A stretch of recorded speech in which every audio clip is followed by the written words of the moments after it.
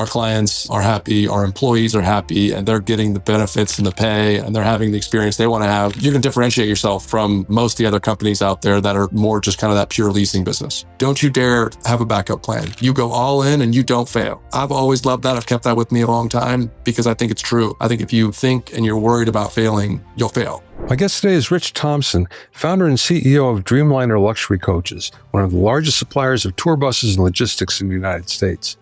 Starting with just 12 coaches in 2020, Dreamliner has now expanded to over 200 luxury buses, 70 trucks, and 220 trailers. The company now services more than 50% of the larger arena stadium tours in the United States, with clients that include the hottest in entertainment, including Morgan Wallen, Zach Bryan, Bad Bunny, Billie Eilish, Chris Stapleton, Pink, Drake, Olivia Rodrigo, Beyoncé, Kenny Chesney, and much more. Dreamliner also supplies executive coaches for group meetings and executive trips for Fortune 500 companies. Clients include NASCAR, the National Football League, the National Basketball Association, the Professional Golfers Association of America. During the interview, we talked about what to look for when renting a tour bus, the different types of coaches that are available, the difference between coaches for executives and tour buses, the importance of professional drivers, and much more. I spoke with Rich from his office in Nashville. What's the most important thing to know when you're renting a coach? The most important thing to know when you're renting a coach, that it's been serviced and maintained from day one. So you know that kind of under the hood that thing's rolling down the road, it's not going to break down, or there's the least chance it breaks down. And that when you're inside and you're sleeping overnight going from one venue to another, that you've got the right driver in there and you're able to sleep because he's driving nice and smooth. Okay, that leads me to another question. How difficult is it to find drivers? We're fortunate that we have a full block that have been with Dreamliner and or the companies we've acquired for, a lot of years. But it's becoming hard. There's definitely the driver population is aging. So as we grow and build new coaches, high growth mode we've been in, it's hard to find younger drivers. We have plenty of drivers for today. The bigger issue I'd say is in, 5-10 years, finding young drivers who can kind of come up and really learn the business. I saw that you have an enormous number of coaches. How many do you have? I think we're 205, 204 or something like that. Yeah. They can't all be the same. No. I mean, we can simplify it by saying we have, a certain amount of crew buses. We have mostly crew buses. We have star buses. We've got executive coaches and we've got studio coaches. But yeah, crew buses are majority, and then star buses are really the bread and butter. Okay, so star buses and what was executive buses? What's the difference? So star coach is really typically for the artist. So it's got 6 bunks in it, a front living room, galley, fridge, freezer, microwave, everything you need there in the front, and a front lounge. And then you've got 6 bunks, and in the back is a master bedroom. So you've got, queen, king bed, plus a full bedroom, shower, bathroom, a vanity in the back, as well as a closet. So it's really a true master bedroom in the back of a 6 bunk coach. And what's the difference between that and the executive coach then? The executive coaches don't have any bunks. So no one's sleeping on executive coach. The executive coach, like I'm headed to Daytona. Daytona will have our executive coach there where people will do meetings with, sponsors or drivers or clients, but they're just basically blowing it out and sitting down and want to lounge and talk to people. So there's a lot more seating space. You could probably sit 16, 18 people on a nice executive coach. Wow. Okay. When you have an artist that comes to you, is there a request that you get that's kind of normal that you expect? I mean, most of our clients have been booking buses and know what they need. So yeah, I mean, it's fairly down the middle, right? They know they're touring, they know their tour, they know the routing of where they're going to go, kind of venue to venue, date to date. And then they have to make some decisions along the way on if they're going to need 2 drivers, if it's going to be a really long road, long haul from one venue to another venue. We're regulated by the DOT, so we can't have drivers, driving 15, 16 hours, right? So 10 hours, you got to have a second driver, a certain amount of miles per day. But we work with the clients closely on that and work through their routing to make sure that they have all the things they need for the tour. But there's always changes. There's for certain things that change along the way. But typically the ask is very similar. They know if they need a star bus or a 12 bunk bus. They know how long they need the coaches. They know if there's breaks in between, and they know if there's, anything else along the way that they're looking for special from a typical bus. Do you ever get any outrageous requests? You don't have to name who it was, but if there was something that's kind of out of the ordinary. Well, it's funny. We were just having a random conversation about that, but So at Dreamliner, I wouldn't say we've had a ton. Our acquisition of Hemp Hill, who's been around for 40 years, they've definitely got some stories. We've had things like, tanning beds, stand-up tanning beds. There's been magicians have had snakes in there, dogs, birds, a lot of dogs, dog cages and things like that, converting things for that purposes. There's been plenty of funky things, I think, over the years, but I think the market and the world today is much more down the middle. There's a little less kind of, eccentric stuff out there.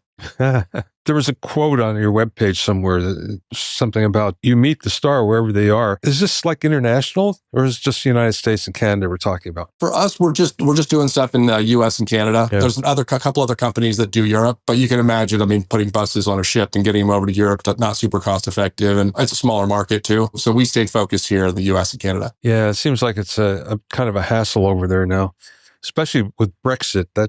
It didn't help things. Yeah, it's and we're regulated here as much as anybody, but it's very regulated over there. So those guys are getting in and out quickly, and they're very, very closely watched over there in Europe. Tell me about the recycled plastic bottles that you use for insulation. Honestly, I'm not a great guy to answer that. Our build shop here in this building, we've got about 19 guys out back that custom build the buses. And when we're looking for vendors or we're looking for things, we have to look for the highest quality to make sure that the insulation and parts we use are all top quality, because everything back there is done by hand. There's no real machine. The carpenter's building everything from scratch.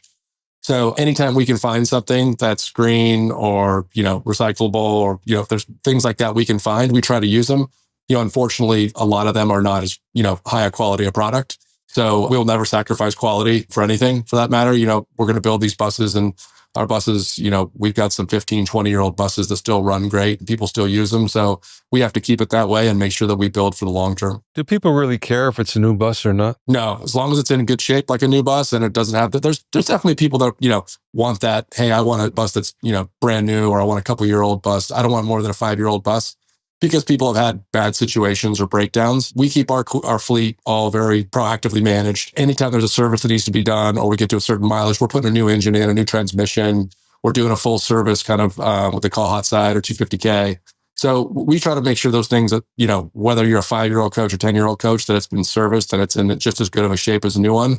But some people don't, are adamant. They want, mine's got to be less than 5 years old, or I don't want to fly. I don't want to ride on it. How did you get into this? Random chance. So I owned a private credit business and learned about the industry, looking at a deal, and did not do the deal. And then during COVID, I had an opportunity to buy 12 coaches.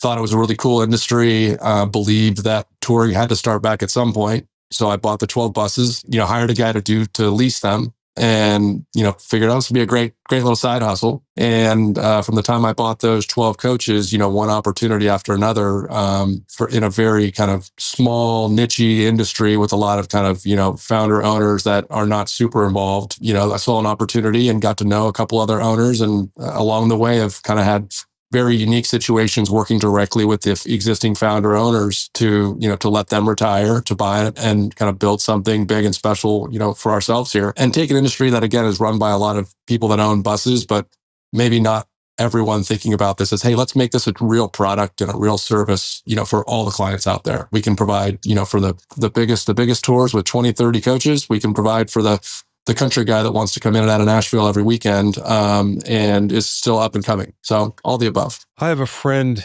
in the UK who did much the same thing, where he had a small sound company and he saw opportunities, and we'd buy another and another and another and another. And next thing you know, it became a worldwide business where he was doing U2 and, groups like that. And then he sold it right before COVID. Just the perfect time. Good timing. Yeah, timing's everything. Yeah, right. Your story kind of reminds me of him. So what did you learn then from when you first started? How has your perception changed? Well, it's changed a lot, because when I hired the guy to lease the 12 buses, it wasn't going to be what it is today. And I was actually running my private credit business living in California. And so I ended up, after I purchased Diamond Coach in 2022, I said, okay, we went from 12 coaches to we were probably 22, 23 coaches. We bought Diamond. They were about 45 coaches. So all of a sudden we're 60 plus coaches. And I said, this is a real business. It's not just some little side hustle anymore. I need to move. We need to move. So started figuring out where I was going to move, how I would move, when I would move with a family. To me, that's when I first realized this was real and it was not just some little thing. And I enjoyed it. It was fun. The people aspects of the business, the Nashville aspect, the crew, the people that are on these coaches, the tour managers, everyone's real people out there, right? Including the artist in a lot of situations, maybe not all of them, but most of them.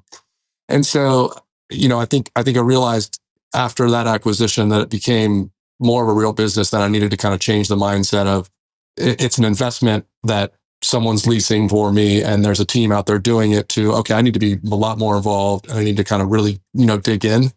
And so when I moved here, I moved to Nashville from LA in July of 23, started digging into the company more, learning more. And I still had a management team at the time that was running the business.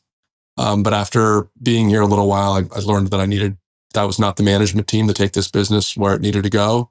And so that's been the learning curve for me, is over the last 12 months, really, since the Hemp Hill purchase of, okay, we're not just a leasing company with some guys in the shop and interior and drivers. We're a real business serving a major clientele. And the Hemp Hill purchase brought a lot of infrastructure and a lot of experience. So I'm still learning today, but what I said from day one was that we can build a real product and a real service our clients, pay attention to our clients and what they need, and make sure that our clients are happy, our employees are happy, and they're getting the benefits and the pay, and they're having the experience they want to have. I'm gonna have happy clients that are getting where they want to get. I'm gonna have happy employees that want to be here, enjoy working here, and getting paid a fair wage and having the right healthcare and benefits and things like that people really appreciate and need. You're going to differentiate yourself from, most of the other companies out there that are more just kind of that pure leasing business. This may be different for you, but I know I have a lot of friends.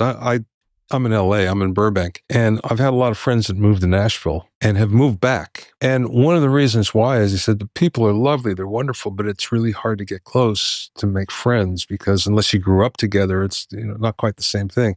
And did you notice that? Yeah, it's funny. So my wife and I talk about that a lot. We've been here a year and a half now, and I think she's had a little more of that experience, more like you're from California, where I don't need a new friend. I haven't dealt with it as much. And granted, we've got a lot of employees and I'm around the business a lot.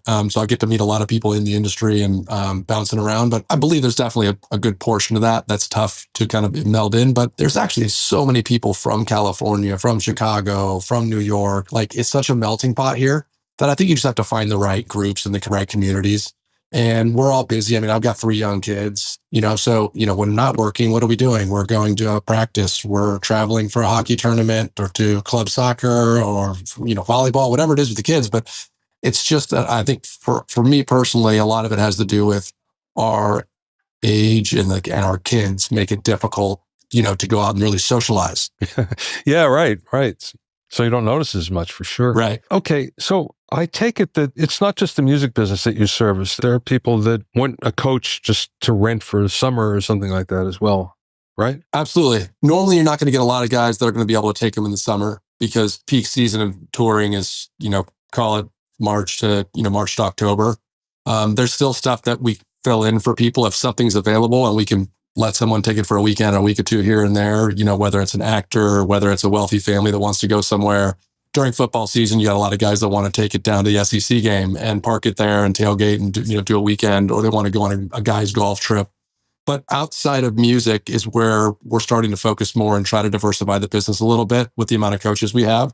So we've got, a couple coaches that are out on College Game Day. We do a number of things with NASCAR. We've done, the NFL, the NBA, PGA. So we've done a lot of that with the trucking companies we bought. They've done a lot in the corporate event space, helping set up corporate events.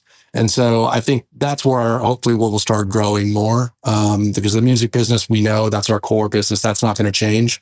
But with that extra growth, if we can start moving more into sports, media, entertainment, non-music sector, I think will be a great opportunity for us to diversify the business. And are the demands different? Very, very different. Yeah. So how so? So think of, a commentator who is, out on football show, right? They want to have the coach there and they want to be able to hide in it like a green room or do their studying or reading, right? So that bus literally gets there. They sit in it for, a day or two, stay in it for a night, and then they're off and the coach comes back here or it goes to the next venue. But they're a little more, the bus is parked. you're providing service to them, making sure the bus has everything they need in it, and that everything works the whole time. But outside of that, you're kind of staying out of their way. I guess the big differences are a lot less miles, a lot different use of the coach in that it's just sitting there for when they need it, a couple days a week. The music guys it's a different use. These guys are driving from 1 a.m. to whenever they get to the next place. And some use it for green room, but a lot of those guys are literally just sleeping at it to get to the next venue and the next venue and the next venue.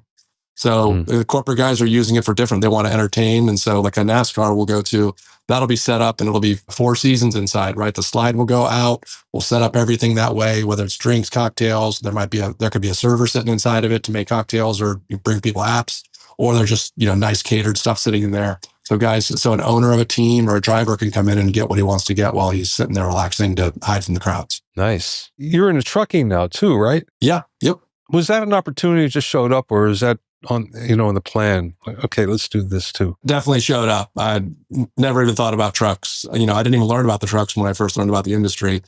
But as you grow and you get bigger and you see the opportunity, there's, typically there's called two trucks behind every bus.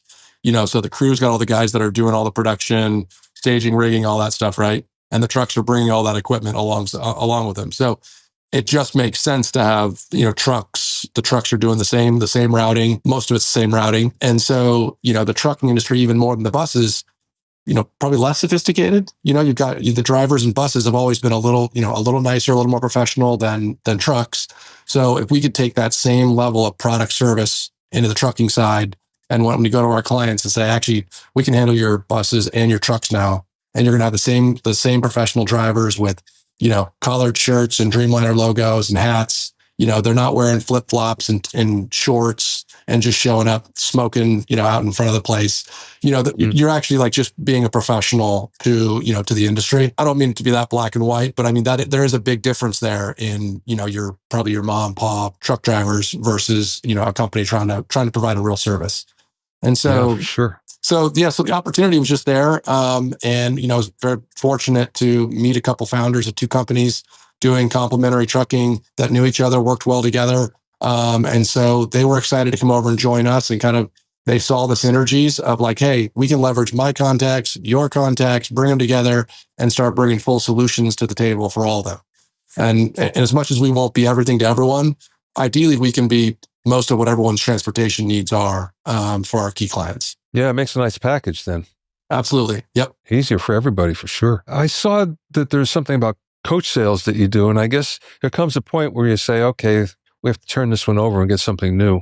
How often does that happen? For being recorded, I got to be careful here. My team asks me this all the time. So listen, coaches, there's this big supply-demand imbalance in this industry. There's not enough coaches for the music industry. And so selling a coach that will get leased is hard. You don't want to sell coaches, but coaches do have a lot of miles on them. And at some point they begin to, how much is it worth running that coach? Because whether it's your grease shop, whether it's your interior shop, or just the cost of a tow or a breakdown starts to become more like, oh, do I want to deal with that? That said, you can always put a new engine and transmission in, and you can always repair the interior or refresh the interior. So these things we've got, not a lot. We've got, probably a handful of coaches that have, million-ish miles, maybe 1,000,001. But we can most of those have new engines in them at this stage, and they'll run for another few 100,000 miles, really well. So do we sell coaches? Yes. Do we actively sell a bunch of them? No. But we have, you're always going to have that lemon here or there that you're like, you know what, maybe I get rid of that one. Or, like we've got one coach that's over 20 years old and you're like, okay, maybe we filter that one out, or a couple oldest ones. Maybe it's time to move on from those and reinvest those dollars into the next coach. I see where you incorporate Starlink now. Yeah. That is awesome. Yeah. It's special, by the way, because you have guys that, now we have 3 carriers US and we have 1 Canada carrier. So we've got Verizon, T-Mobile, AT&T on each coach. And we've got Rogers in Canada, and we've got a Starlink on there. So whether you're deep under cement in a stadium, whether you're out in the field in the middle of the farm tour, one of those carriers or the Starlink is going to be able to give you streaming. So whether you're the crew or the artist or otherwise, you're always going to be able to get service on these coaches. That is so important these days, especially. Geez. Yeah, these days for sure. Well, okay. Speaking of which, how has logistics changed at all? Or when you talk to people that have been in the business longer than you, have they told you what it was like and as compared to the way it is now? I don't know that the logistics has changed a lot. I think people have learned to become more efficient.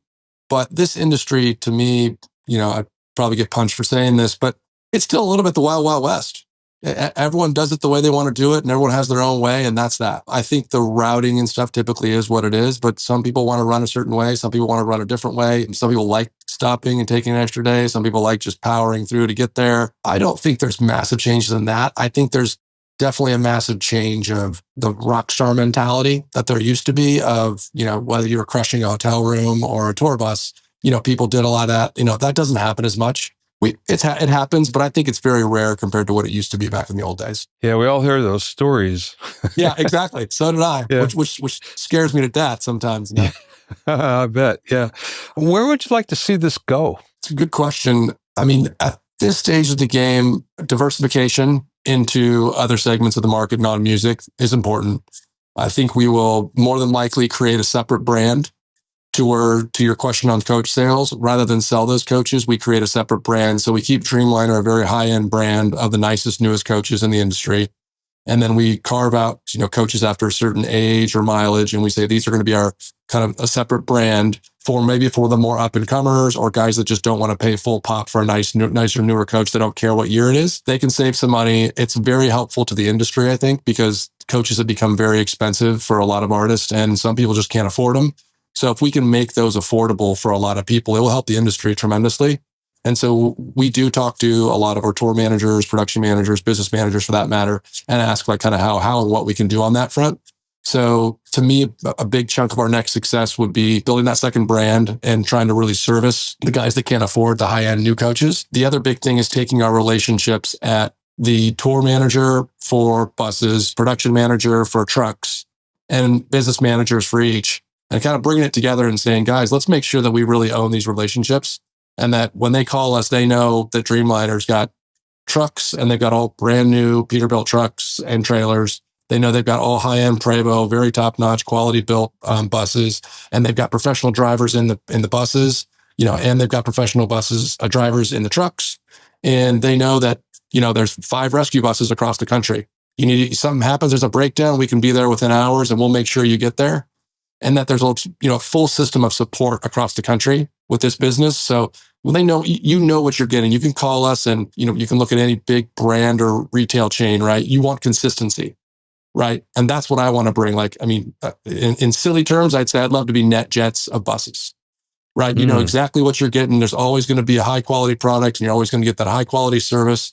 And you might pay a little more than just doing a one-off charter here and there, but there's no risk for you. You know exactly what you're going to get. What don't people know about what you do that you wish they did? I wish people thought through or understood more how important our drivers are and the vetting and regulations of our business.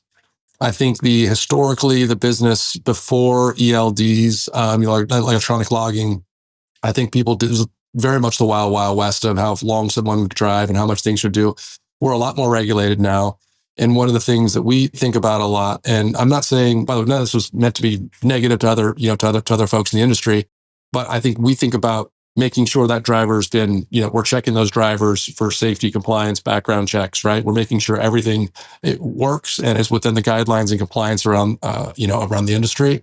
We're also making sure the insurance levels are adequate to above what everyone else should be at to ensure that they've got adequate insurance for everyone. And driver-wise, again, these guys, some people definitely think about the drivers being paid a lot. Why do we have to pay so much for this driver by the day? Because they do get paid pretty well by the day. But these are the guys that, again, you get on a bus at 1 a.m. and you want to sleep well.